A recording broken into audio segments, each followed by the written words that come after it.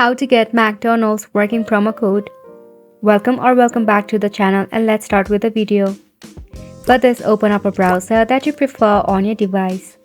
Search for McDonald's promo code and give it a search. You will find various of websites dealing with McDonald's promo code, and yes, it is the legit and working promo code of the month. So go ahead and select a particular. You will find various of coupon and promo code that you can select from. To copy your code, you just have to tap on the coupon. Then select this particular code in this dialog box. You'll be redirected to the official webpage of your McDonald's.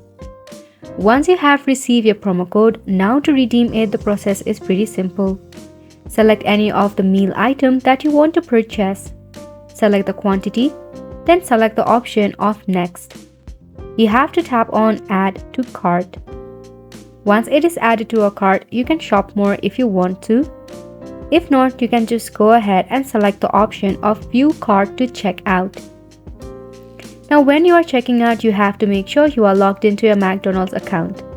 When checking out, you will see a dialog box where it says Apply a promo code. Simply tap on the box, then paste the code that you just copied.